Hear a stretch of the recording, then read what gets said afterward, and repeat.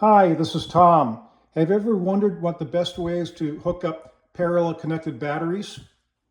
We're going to do a common sense analysis here, and as long as you can count to 8, you should be able to figure it out.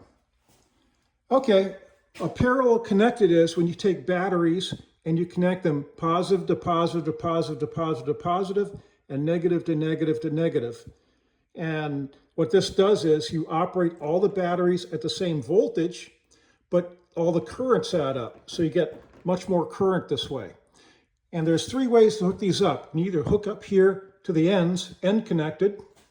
You can connect up somewhere near the middle, so they're center connected. Or what you can do is you can hook up diagonally, so you go all the way to one end here where the positive is, and go all the way to the other end of the battery and connect the negative to there. That's I'm going to call that diagonally connected. The big question here is, how many battery straps does the current go through? And this is the neat thing here. We don't need to know milliohms or any complex mathematics. Again, all we need to do is to be able to count up to 8 to figure this out. Well, we're going to assume that all these battery straps have the same resistance. So we're going to call the length of that just a 1. And every time we add 1, it just adds up. So let's start with the end connected batteries. Here we're both feeding power in and taking power out at the end of the battery. So there's no battery straps connected that we're drawing power from. We're going to ignore the input leads on all of these. So right here, 0 and 0. So we go down here to end connected chart, battery 1, 0 on both of those. Now if we go over here to battery number 2, we have 1 battery strap on the positive and 1 battery strap on the negative. So we get 1 and 1. 2. That's the total battery straps that the current has to go through. If we go here to battery number 3, 1, 2, 1, 2. So we put down 2 for the positive, 2 for the negative, because it's a total of 4 straps that we go through. And if we go down here to battery number 4, 1, 2, 3, 1, 2, 3. So we've got 3 there, and now we come up with 6. If we go all the way to the far end here now, 1, 2, 3, 4, 1, 2, 3, 4. So we have 8 here. And if we zoom out here, you can see that the first battery has no battery straps. Then you've got 2, then you've got 4, then you've got 6, and then you've got 8 that you have to go through in order to draw the current here. The problem with this is that the batteries all want to charge and discharge at the same rate. And if you have the charge and discharge happening here, this battery is going to get pulled harder and charge more than these are down here. So you're going to have an unequal charge and discharge of the batteries, and that affects the lifetime of the batteries.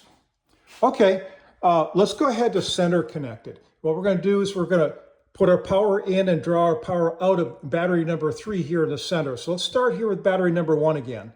We've got 2 straps to get to the center.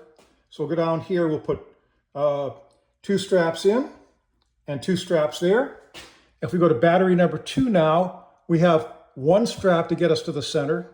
So we now have 1 and 1. That gives us 2 there. And at the center, well, you don't have any straps here to get the power out or in. So that's a 0 and a 0 and a 0. And likewise now, if we go away from the center here to the right to battery number 4, 1 strap apiece. That gives us 1, 1 is 2. And at the end, 1, 2, 1, 2, that gives us 4.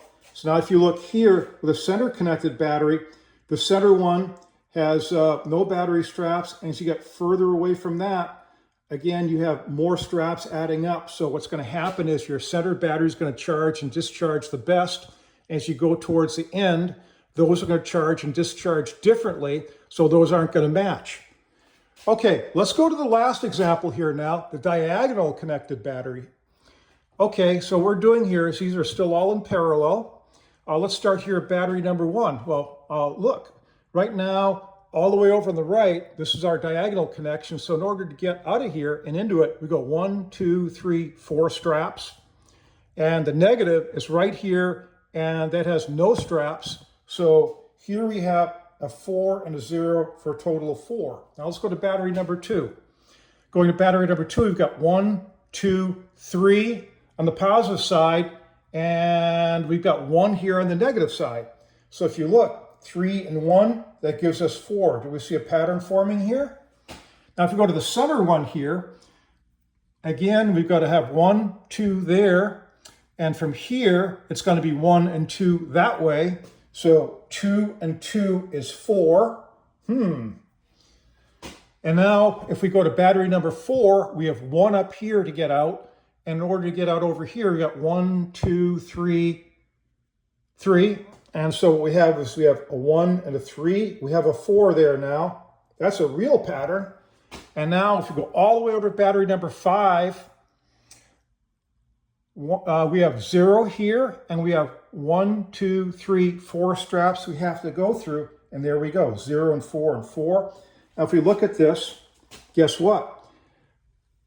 In a diagonally connected parallel battery arrangement here, all of the straps, basically all the batteries have equal amounts of current going through them, charge and discharge wise, and that's balanced. So it looks like if we're going to connect this thing up in a diagonal connection, that's going to be the way to go. And that's the way we're going to do it from here on in.